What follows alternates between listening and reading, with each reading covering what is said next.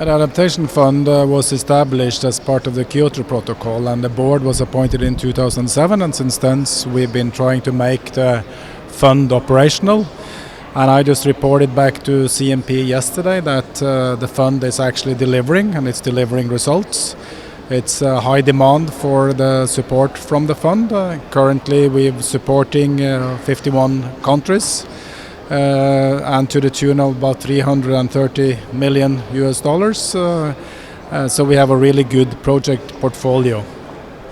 Okay, where is the money comes from? Is it new money? Is it fresh money?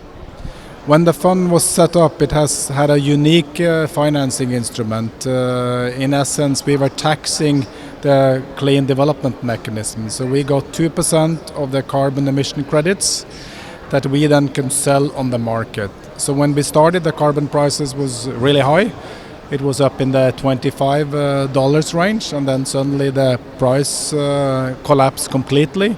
So now it's only worth some tens of cents. So that means we've lost the main source of funding, which is the carbon market, and now increasingly we have to rely upon voluntary contributions from donors. Sorry to report that the number of contributions we are getting are currently not high enough, so that means the sustainability of the fund is actually at risk. Okay, and concretely, can you tell us about the kind of project that you are financing with the Adaptation Fund? We are funding, like I said, a number of projects, 51 projects in 45 countries in various sectors. Our objective is, of course, is to finance concrete adaptation project to make sure that people and local communities can adapt to the impacts of climate change. We have projects all over the world. We have in Honduras, for instance, we are supporting water resources management.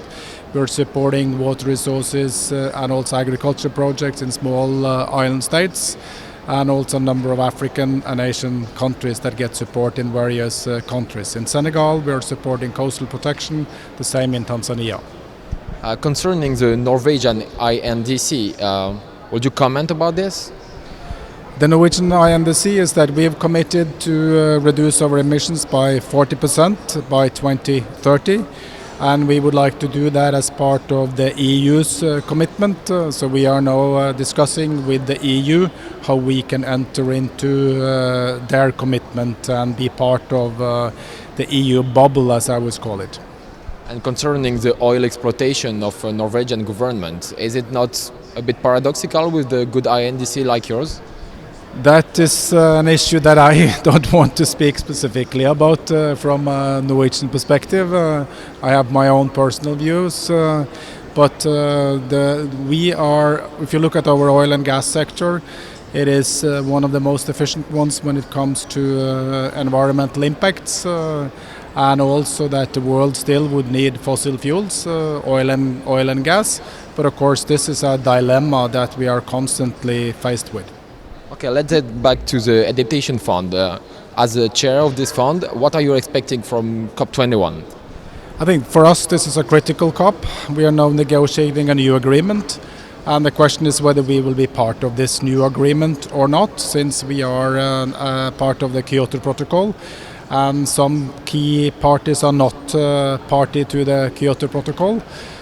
So this is a decisive moment for the Adaptation Fund. And like I said, the sustainability is at risk because our funding is not high enough. And we are also hoping that we will get additional pledges coming out from donors during this COP. Thank you very much for your time and for your answers.